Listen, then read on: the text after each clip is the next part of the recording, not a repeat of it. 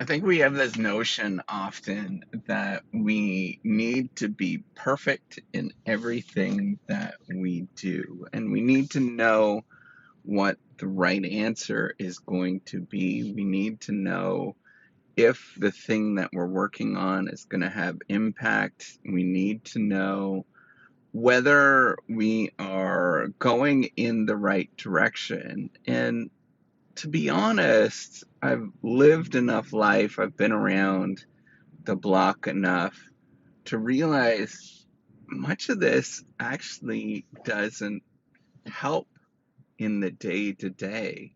I think a lot of what we have to do is by going and doing things because there is no right answer, because they're not perfect, and because you just think that this is the thing that you do. I often think about this and, why is it that, looking at, I know that this is going to be a little bit taken in the wrong way, so I'm a little bit stumbling on my words, but I often think about, the formation, the reason, the sociology behind religion, for example. Why is it that we need it in kind of a or why many people need it, right? Not everybody needs it, but many people need it.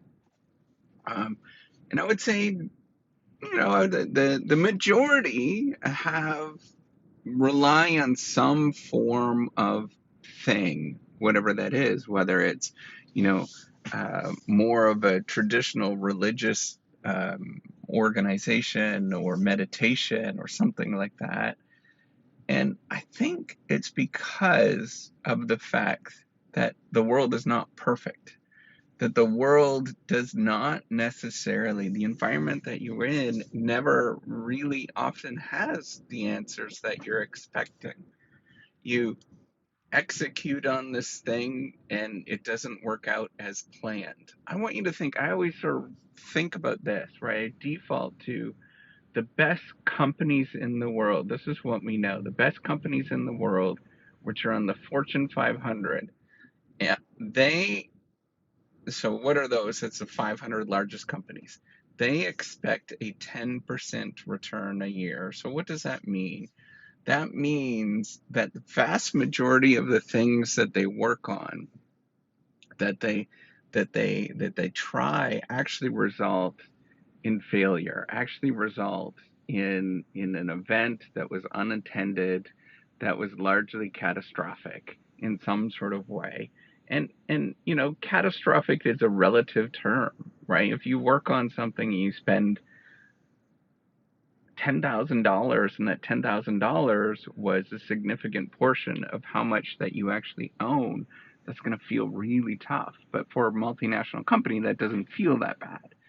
So I want everybody to realize that the world really does not work out the way that you intend it to work out.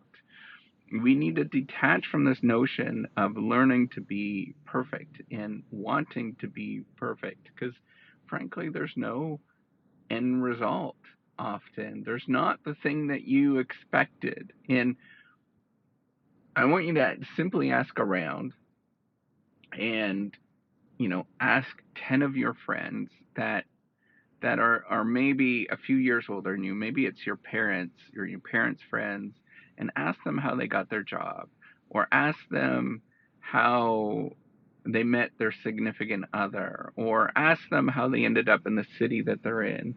And often the results or the reason why it happens the way that they do, they can't explain it.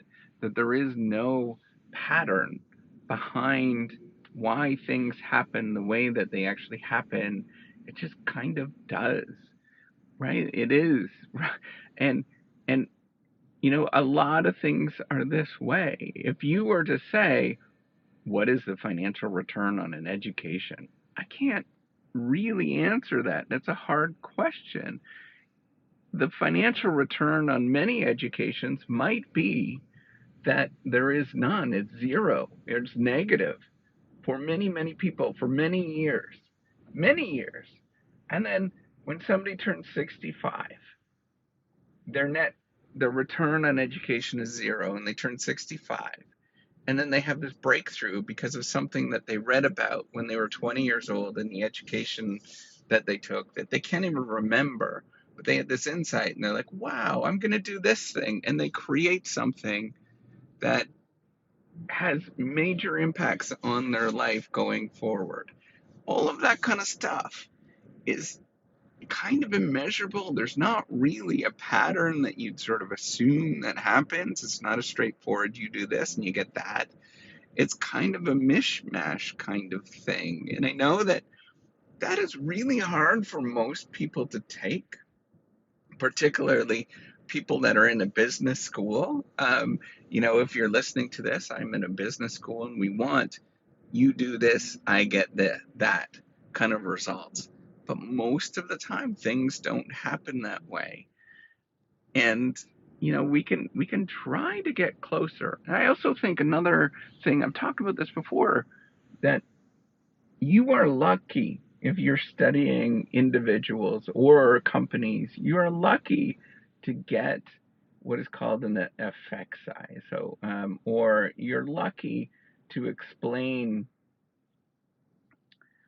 5% of what is actually going on in a particular scenario. That means 95% of the rest of it is unexplained stuff that you can't get at, that you can't make sense of.